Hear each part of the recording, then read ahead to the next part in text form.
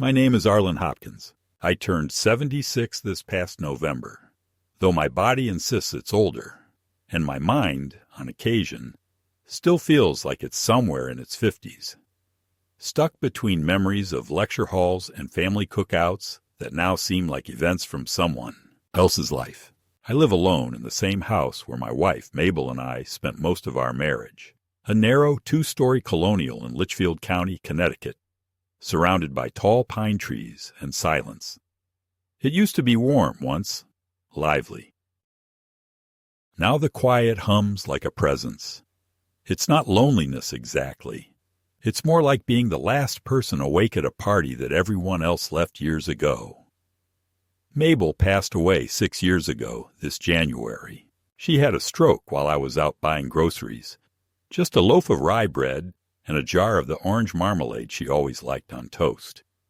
When I came back, she was lying on the kitchen floor. The way her arm was stretched out toward the cupboard still visits me in my dreams. The ambulance came in 6 minutes. She was gone before they got her to the hospital. There were no last words, no long bedside goodbye, just silence and an unfinished breakfast plate, and then a long, long afterward. We had one son, Trevor. He was the pride of our early years, bright, quick, handsome in the way Mabel always said, reminded her of Gregory Peck. He had a laugh that used to light up a room, and he was the kind of boy who would bring home injured birds, try to fix old radios, read whole encyclopedias in the summer. I thought he'd become a professor, or maybe an engineer like my father. Instead, he went into real estate, chasing commissions and bigger houses, and somewhere along the line, the sparkle turned into something harder, something sharp. When Mabel died, Trevor couldn't make it to the funeral. He was closing a deal in Tampa that couldn't wait, though he sent flowers and a card that I've kept, out of habit more than sentiment. He came by 2 weeks later, stayed for 48 minutes, and asked if I had any plans to sell the house now that I was alone. I remember the way he phrased it. "We're just worried about you being here by yourself, Dad. Big house, lots of stairs." What if you fall? He didn't ask about the mornings, how I kept burning the coffee, or how I sometimes stood in the pantry, wondering what I'd come in for. He didn't ask if I ate regularly, or how I was sleeping. He asked about property taxes, and whether I still had access to Mabel's life insurance account. I told him I wasn't ready to leave the house yet. He didn't argue. He just nodded, the way people do when they've already made other plans. I've had only a handful of visitors since then. The mailman waves. A woman named Trudy from the church drops off canned goods every Thanksgiving, even though I told her once that I'm not religious anymore. Sometimes one of my old students, a quiet boy named Danny who's now grown with children of his own, stops by to bring me pastries and tell me I was his favorite teacher. He teaches middle school history now. That always makes me feel strange, proud, but also like I've become a footnote in someone else's legacy. Trevor and I kept in touch nominally. Birthdays, the occasional call around tax season. 2 years ago, he asked for a loan, $25,000 to cover a temporary liquidity issue in one of his projects. He assured me it would be returned within 6 months. With interest, Dad, of course. I never saw a cent. When I followed up, he stopped returning calls for a while. Then came another request. This time, it was for legal fees. Something about a zoning dispute. I gave him $10,000. Then nothing for nearly a year. I told myself that's just how it goes now. Children grow up. They become their own people. You can't expect them to orbit your world forever. And yet, every December, I would put up the same cardboard and plastic nativity set that Mabel loved, with the chipped wise man and the headless camel she insisted we keep anyway. I'd leave the porch light on longer than usual, just in case someone stopped by. No one ever did.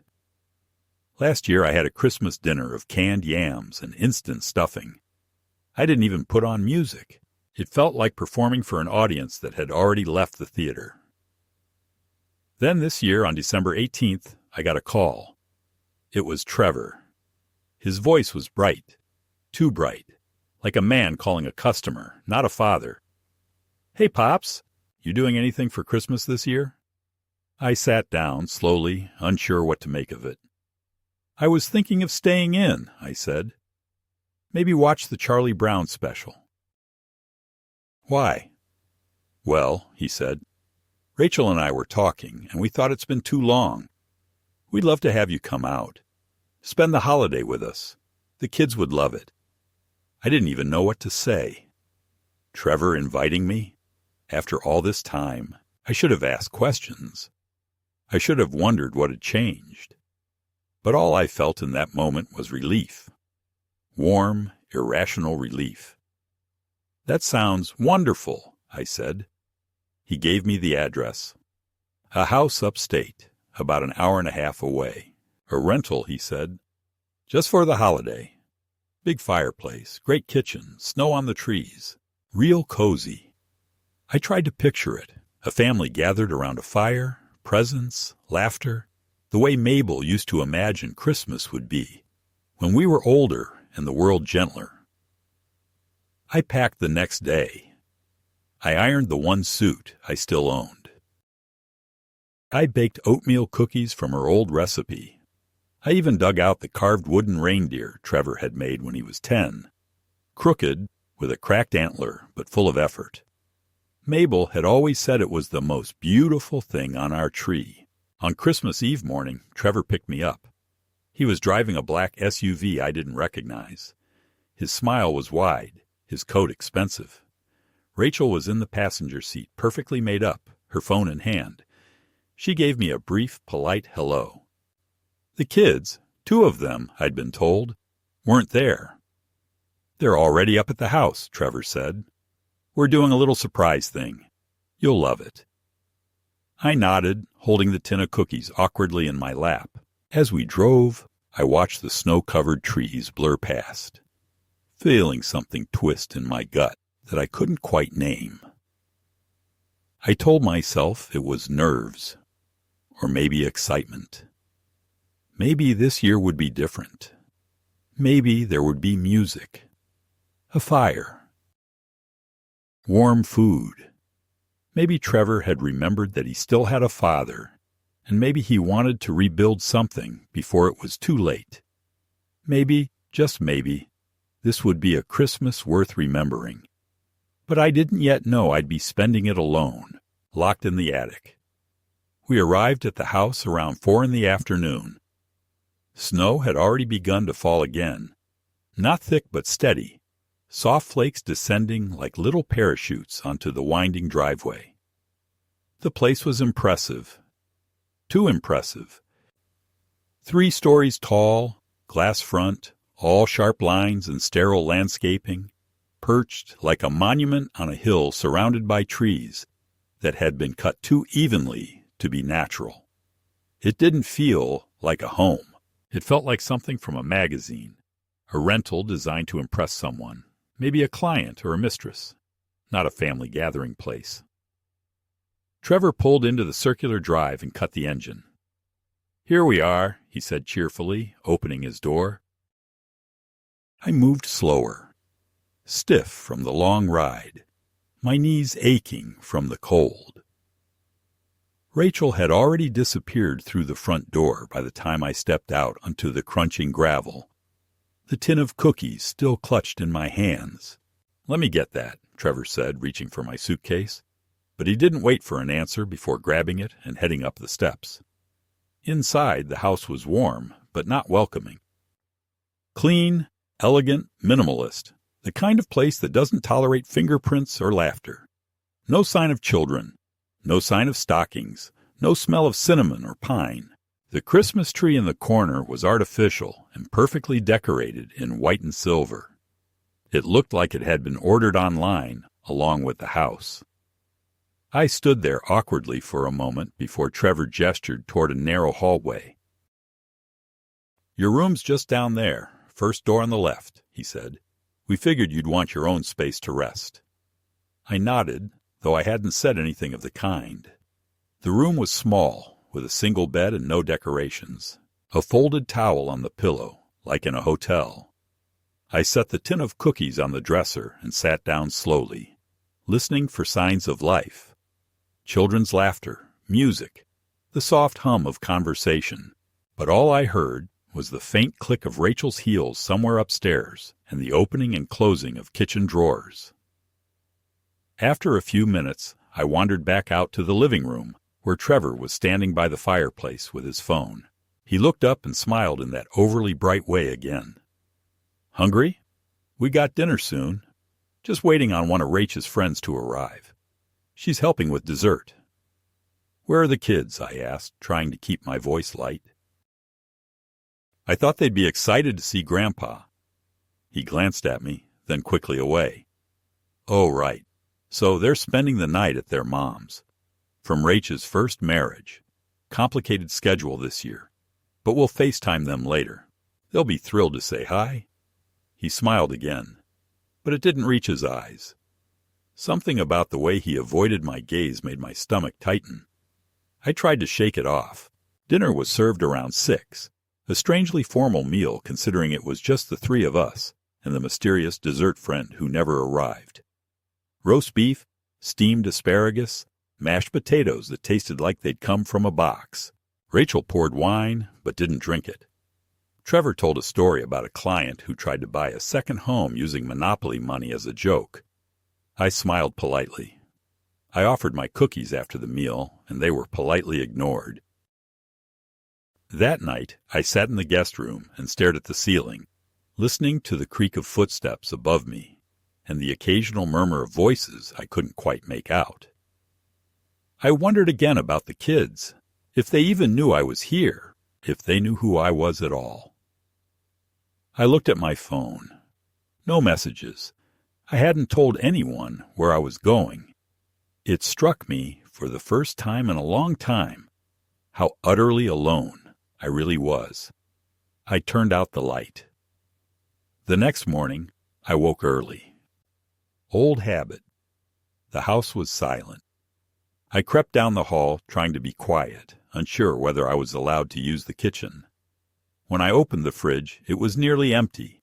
A half-used bottle of almond milk, 3 diet sodas, a container of hummus.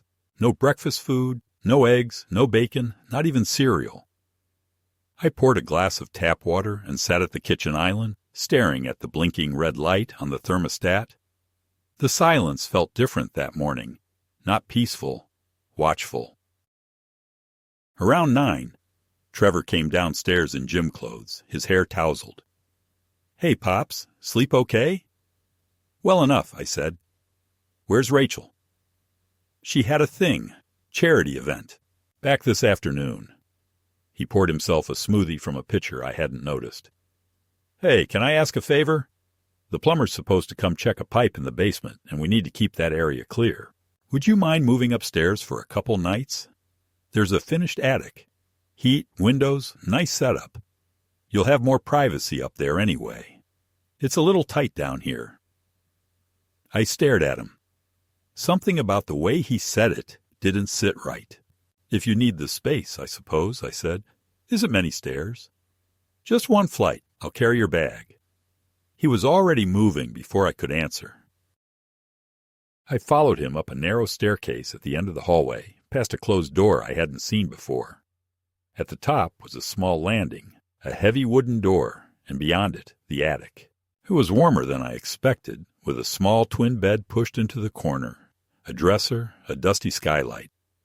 No decorations, no clock. A small space heater hummed in the corner. "Just temporary," Trevor said, setting my bag down. "We'll figure out something more comfortable tomorrow. Let me know if you need anything." He stepped back through the door. I nodded, then turned to look at the room. When I turned back, the door was already closed. I waited for the sound of retreating footsteps, but none came. I stepped toward the door and tried the handle. It didn't budge. It was locked. From the outside. I knocked, called out, waited. Nothing. I knocked again, louder. Still silence. I checked the windows. They were latched tight and frosted over. The small skylight was too narrow to crawl through. I sat down on the edge of the bed, suddenly very still.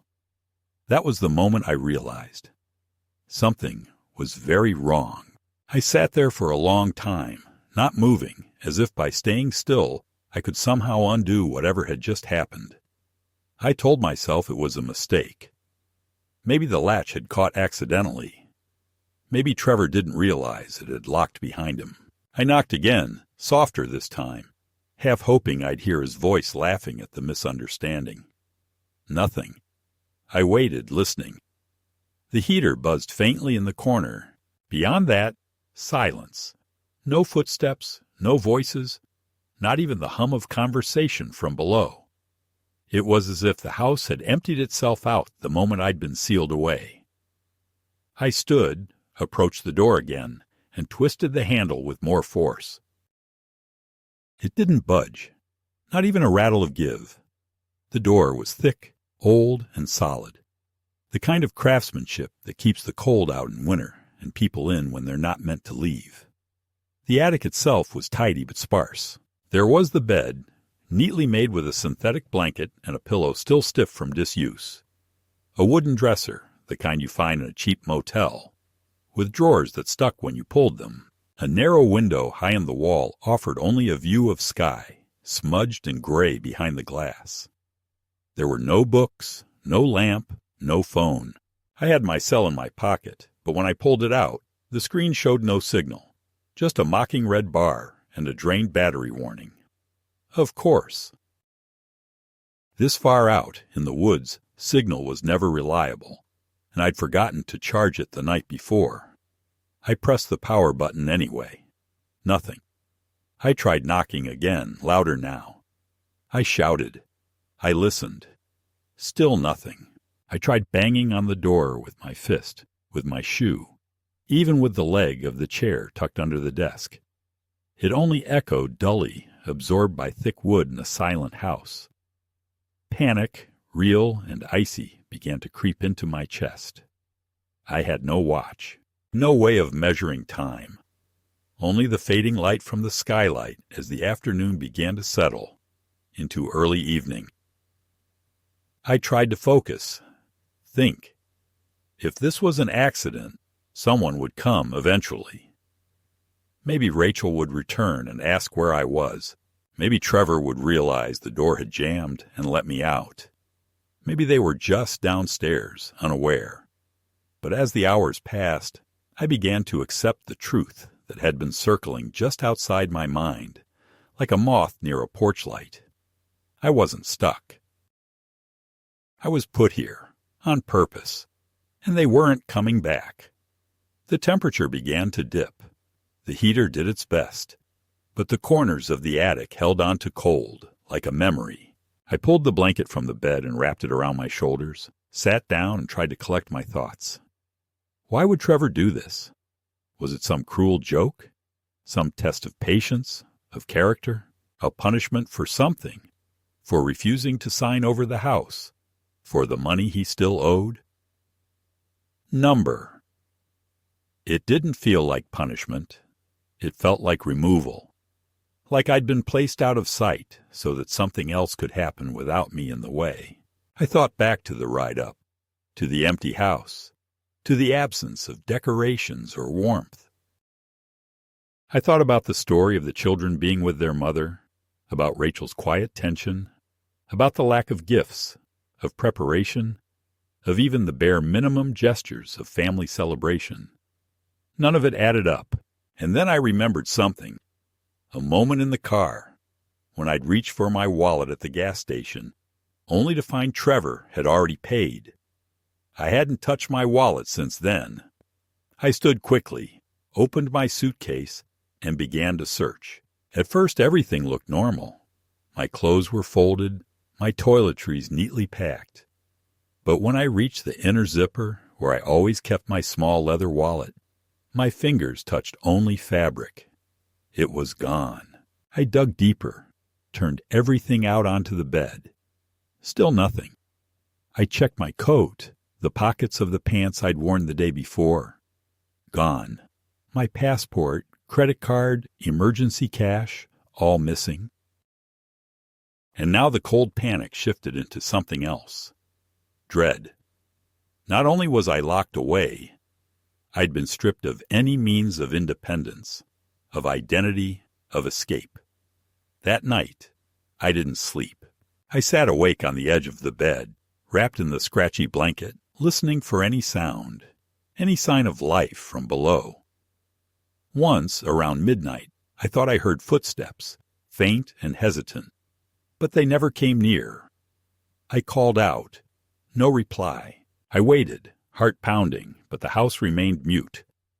The heater buzzed on, then off, its cycles the only rhythm in the hours that followed.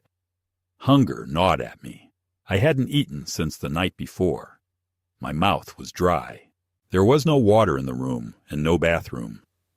I checked the corners for something, anything, and found only a plastic wastebasket and a musty trunk with nothing inside but a moth-eaten quilt. Morning came slowly. The gray light through the skylight brightened, and with it a horrible clarity. This wasn't an accident. This was something else entirely. Something calculated. I approached the door again and pounded, called out, begged. I shouted Trevor's name, Rachel's. No answer. I sank to the floor, heart hammering. My knees ached, my throat burned, my thoughts churned with every possible reason, every possible mistake I might have made to deserve this. But then, something unexpected happened. I heard voices, muffled, indistinct, but definitely human. Someone was below me. I pressed my ear to the floor, the boards cold against my skin, and strained to hear. It was Trevor. I couldn't make out the whole conversation, but snippets drifted up between the gaps in the floorboards. Just for a few more days. Paperwork isn't finalized. He doesn't even know. Once it's done, we'll figure something out. And then silence again. I pulled away from the floor, hands shaking. What paperwork? What didn't I know? My thoughts raced. Was he trying to sell something? The house? My house? The insurance policy? Had he faked a signature? Taken my information? I remembered the old joint account we'd opened when Mabel was still alive, the one I never closed. I remembered the power of attorney form he'd once brought up, casually, months after Mabel's funeral. Just in case something happens to you, Dad. You don't want to be stuck with no one to help you out, right? I'd refused then. Had he found another way? The implications were suffocating. Whatever he was doing, I wasn't meant to know. And I certainly wasn't meant to interfere. I stood again, suddenly restless. I needed to do something, anything. I pulled open the old trunk again and reached behind it. Dust, cobwebs, and then something hard. A metal box wedged behind the beams. I dragged it out and pried it open. Inside was a tangled mess of cords, an old battery-powered radio, the kind I hadn't seen since my days in the Army, and beneath it a coiled wire and a cracked pair of headphones. I turned it over in my hands. It looked dead, but maybe, just maybe. I found the battery compartment, 2 D cells inside, corroded but intact. I scratched away the white crust, blew out the dust, and flipped the switch. A faint crackle. Hope surged. I fiddled with the dial, searching for a frequency, any frequency. Static, more static. Then a brief flicker of voice. Weather report, maybe. I adjusted the antenna, moved to the window, held my breath. More static, then something clearer. A man's voice repeating a station ID. I pressed the talk button, if that's what it was. "This is Arlen Hopkins," I said, my voice rough, hoarse. "I'm in a house near Litchfield. I'm locked in an attic. Please, someone. Can you hear me?" Nothing. I tried again. Then a voice crackled back, faint, young. Say again? Did you say locked? My hands trembled. Yes, I'm locked in. My son locked me in the attic. I need help. The line went dead for a moment. Then the voice returned. Sir, I think you're on the emergency frequency.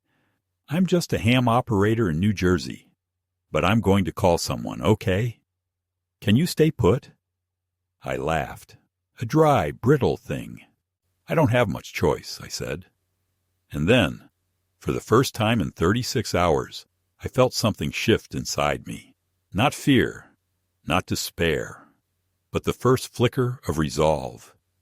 They thought they'd hidden me. They thought I was isolated, helpless, gone. But I was still here, still breathing, and someone, somewhere, had heard me. The hours that followed were blurred at the edges, suspended between hope and dread.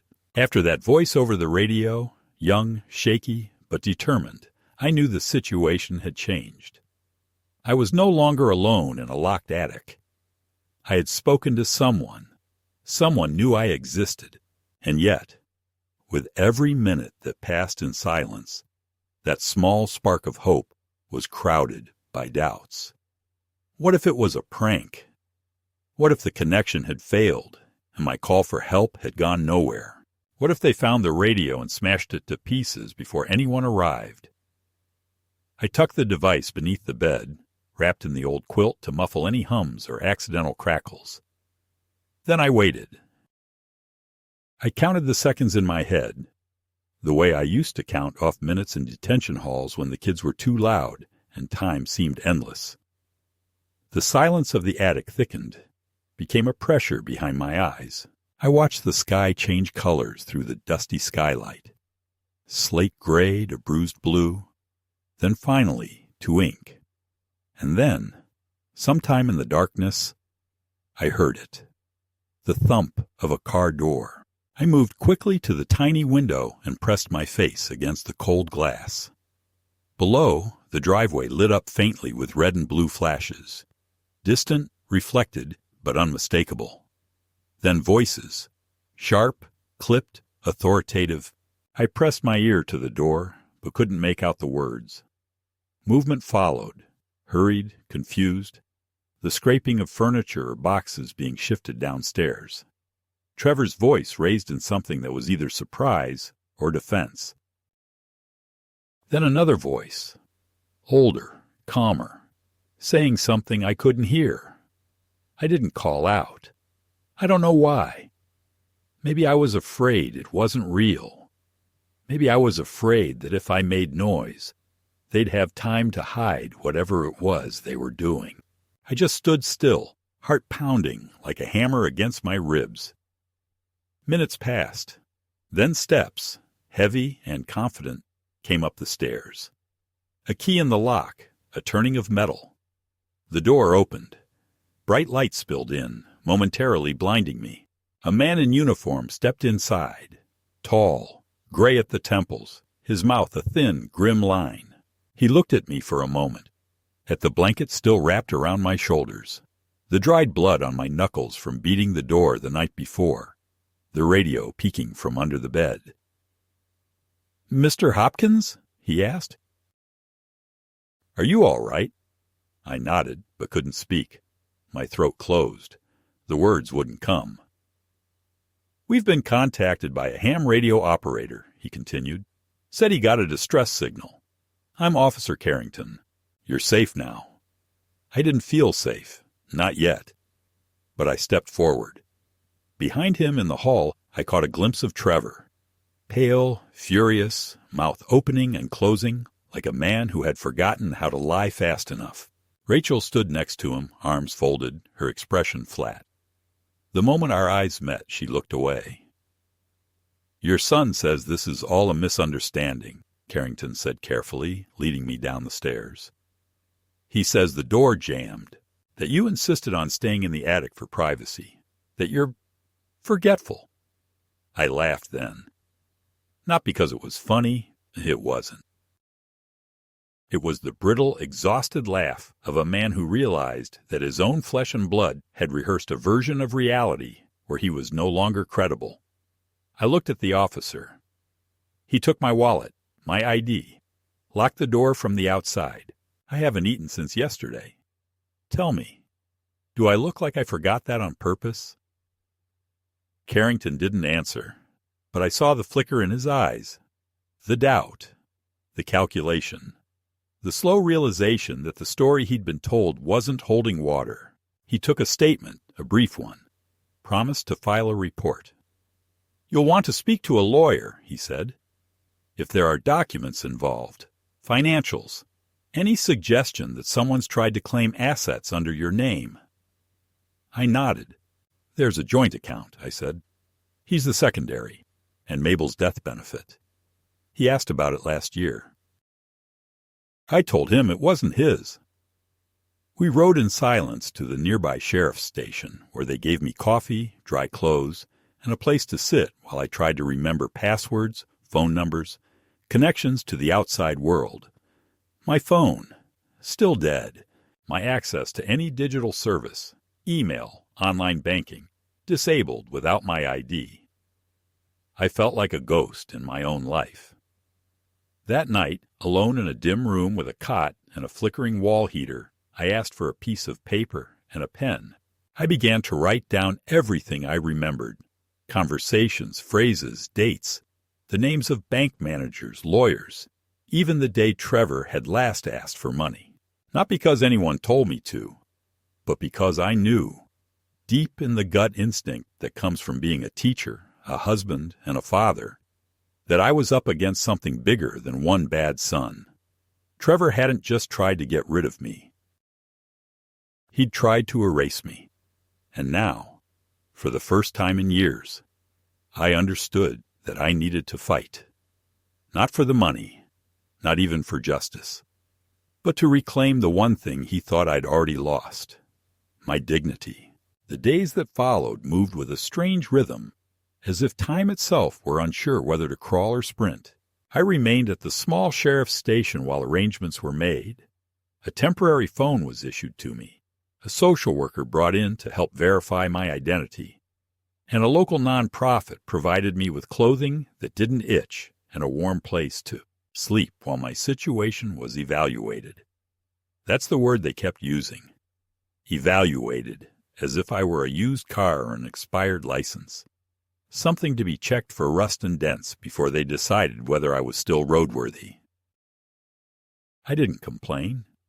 After the attic, a cot with clean sheets and a door that opened from the inside felt like a luxury resort. They asked me to recount everything. How I'd gotten there, how long I'd been in the attic, what I remembered about the house, my son, any paperwork.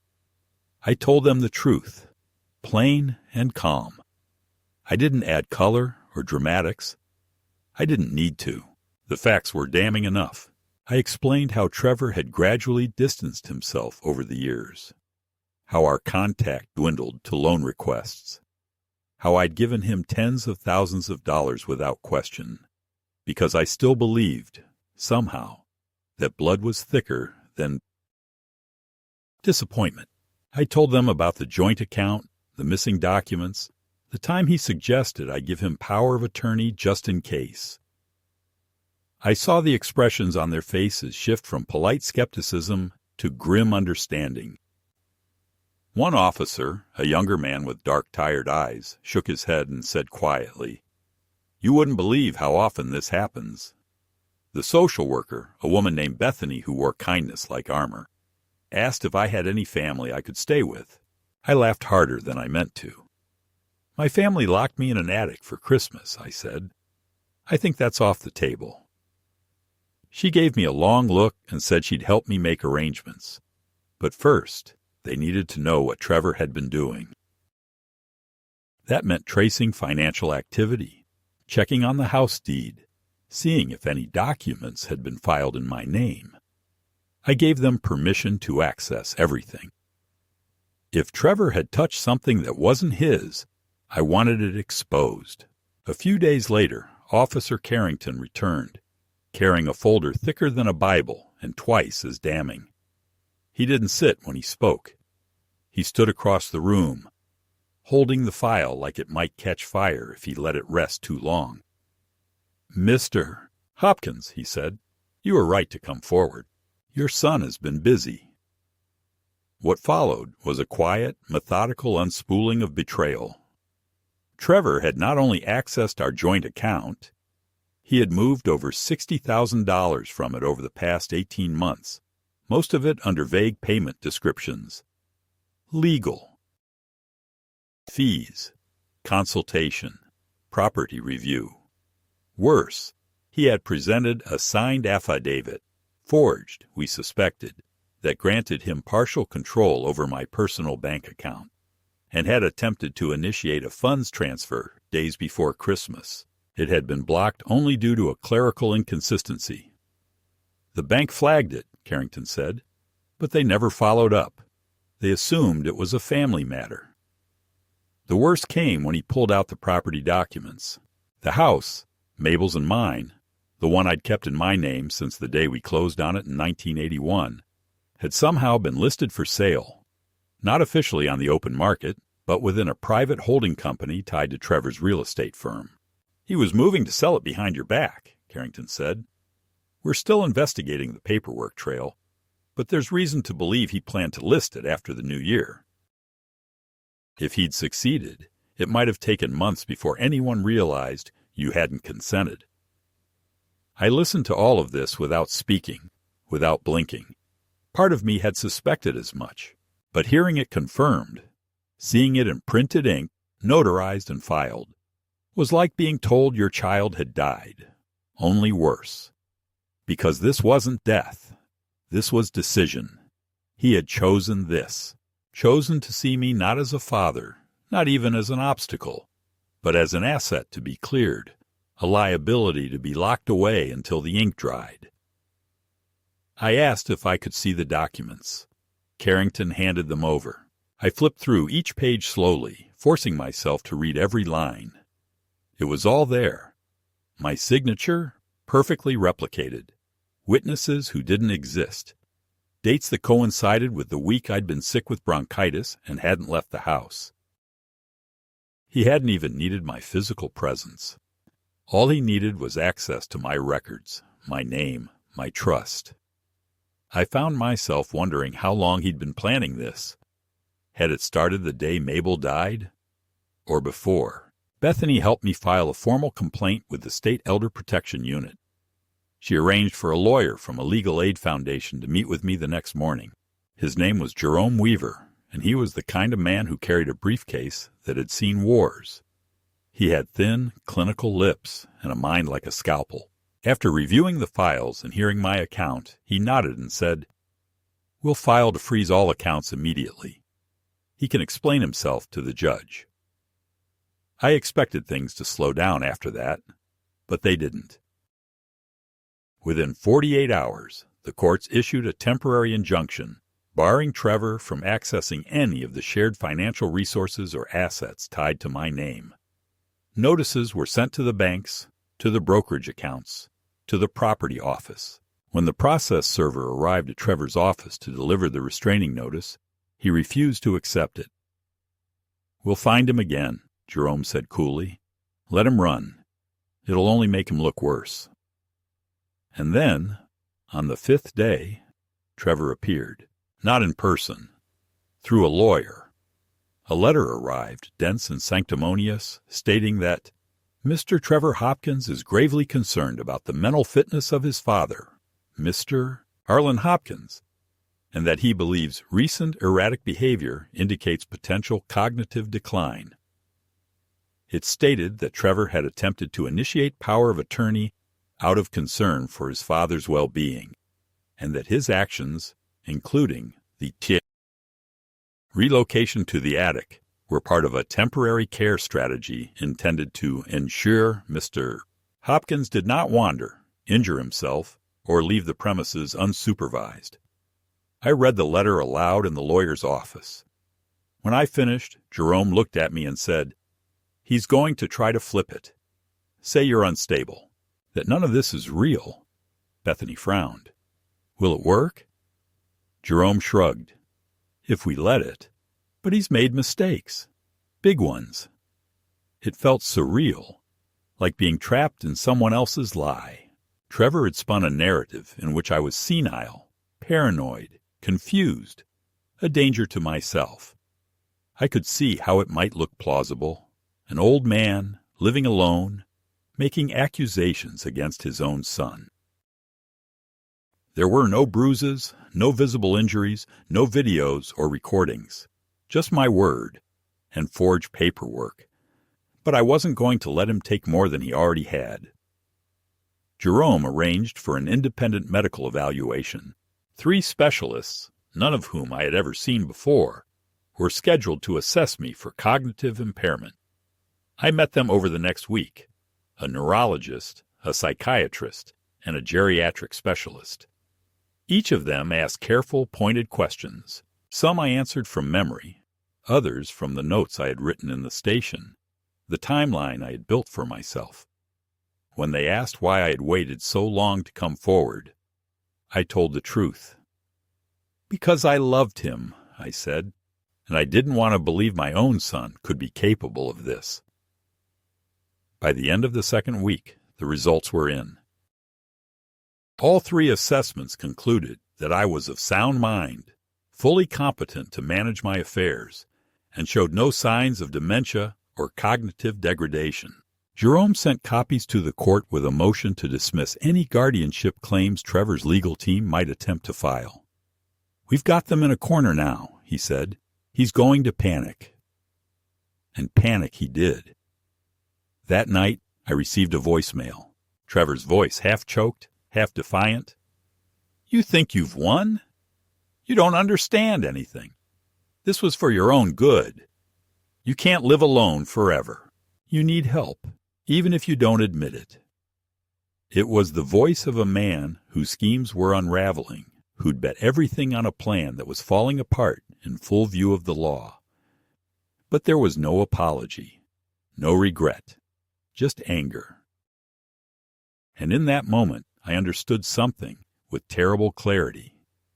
He hadn't done this out of desperation. He'd done it because he thought he could, because I had taught him over a lifetime that I would forgive anything, that I would always open the door, even after he had slammed it shut. But the door was closed now, not locked, just finally and forever shut. I didn't respond to Trevor's message. There was nothing left to say.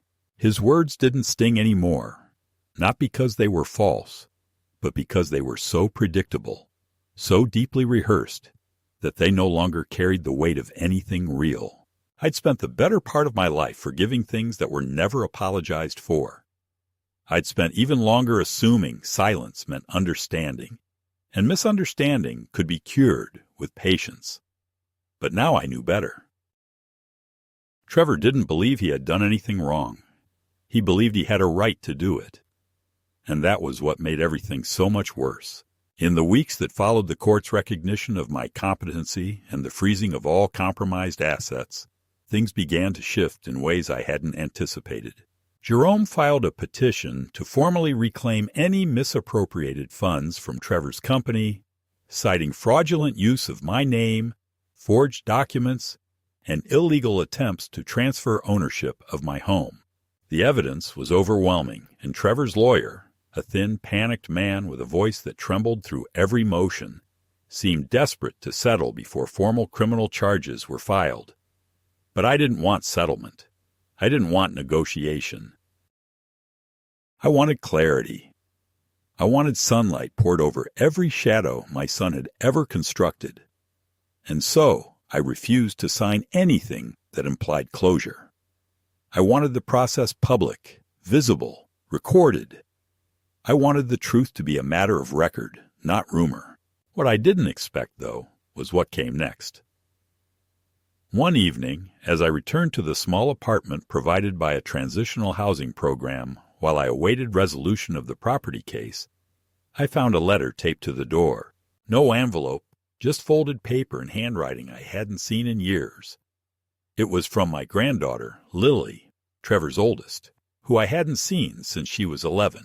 The handwriting was careful, almost too formal, and the message inside short. Grandpa Arlen, I heard what happened. I don't know everything, and Dad won't tell us much. But I remember you. I remember how you used to read to me in that green chair, and how you brought me rocks from your trips because I liked geology. I remember how you always had red licorice in your jacket pocket for church. I just wanted to say that I believe you, and I'm sorry. Love, Lily. I stood there for a long time, reading that single page over and over until the words blurred. That letter meant more than anything a lawyer or officer could have said. It meant something of me had remained intact in the minds of the generation I'd never had the chance to really know. It meant I hadn't disappeared completely, and yet that note also made me more certain than ever that this wasn't just about legality. It was about memory, legacy, the truth that would survive me. The court date was set for late February. Jerome prepared me for the worst: character assassinations, attempts to undermine my credibility, baseless emotional appeals. Don't take the bait, he said. They'll try to make it look like a family squabble. This isn't a squabble. This is theft. Stay steady. When the day came, I wore the same suit I had worn to Mabel's funeral. It still hung on me, looser now, a bit dusty at the cuffs. But I wore it anyway, not for formality, but for remembrance. She would have known exactly what to say. She would have stood beside me, silent, but solid. And so, in a way, she did. Trevor showed up 15 minutes late, wearing a designer jacket and a look of careful detachment. He avoided my eyes as we passed in the corridor. He looked smaller than I remembered, not in stature, but in presence, like a photograph that had faded in the sun. Rachel wasn't with him. His lawyer looked exhausted. The proceedings began quietly, methodically. Jerome presented our evidence: the forged affidavits, the transaction records, the failed transfer attempt, the evaluations affirming my mental clarity, the radio transmission log that first alerted authorities to my situation, then the photographs of the attic. No bathroom, no food, no phone. Just one door, one lock. Trevor's defense stuttered. They leaned into the concerned son narrative, citing my age, my supposed confusion, the temporary nature of my stay in the attic. At one point, they even tried to suggest that I had misinterpreted Trevor's intentions, that perhaps I had locked myself in by accident. Jerome's response was surgical. Then why was the door locked from the outside? He asked. Why was Mr. Hopkins' wallet missing? Why were there no attempts to unlock the door for nearly 2 full days, even when he was clearly unreachable? The courtroom was silent. When I took the stand, I didn't speak with anger. I spoke plainly. I told them about Mabel, about Trevor as a boy, about how families don't break in one moment, but over years, through erosion and silence and missed birthdays. I told them about the attic, about the sound of Trevor's voice drifting through the floorboards saying, "He doesn't even know yet." And I told them what it felt like to be treated not as a father, but as an obstacle, something to be moved out of the way for convenience. I loved him, I said. I still do somewhere inside. That's what makes this worse. Not that he did this, but that he did it, believing I would never stop loving him enough to stop him. I stepped down from the stand to silence. The judge called for a recess. The court would reconvene the next morning to hear closing arguments and deliver judgment. That night, I slept with the light off. First time in weeks. No dreams, just silence, and the soft breath of a world that, for the first time in a long time, felt like it was turning in my favor. The ruling came the next day just after noon, and though I had prepared myself for every possible outcome, victory, delay, compromise, I was still caught off guard by how simple it all felt. The judge's voice was calm, almost indifferent, as he read the decision aloud. Full restoration of all financial access and legal ownership to me, a formal reprimand against Trevor for abuse of fiduciary authority, and a referral of the case to the East State's Attorney General for review of potential criminal fraud. The court recognized the attic incident not as a misunderstanding, but as an act of unlawful confinement against a vulnerable individual, driven by financial motive and executed with premeditated deceit. There was no dramatic pause, no gasp in the courtroom, just those words, quiet, steady, final, and then the sound of a gavel hitting wood like a door being gently, permanently closed. Trevor didn't look at me, not once. As we exited the courthouse, Jerome asked if I wanted to press criminal charges personally. I told him no. He's already lost, I said. He just doesn't know it yet.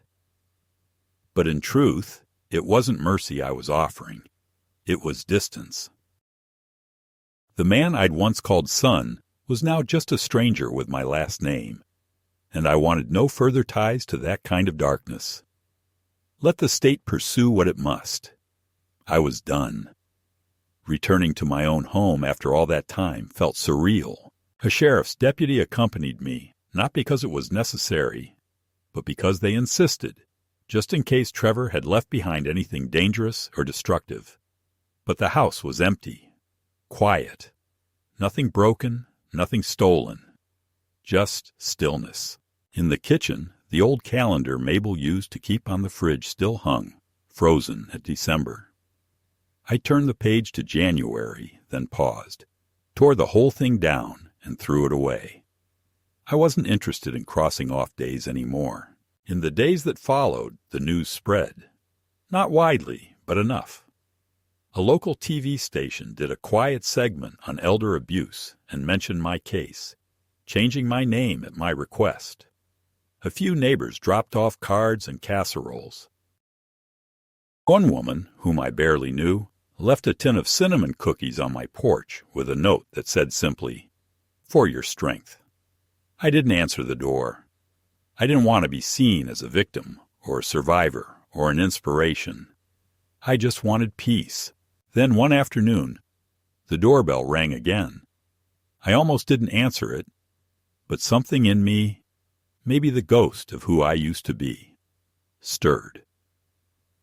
When I opened the door, Lily was standing there, taller now, 17, maybe 18, her hair darker, her posture cautious.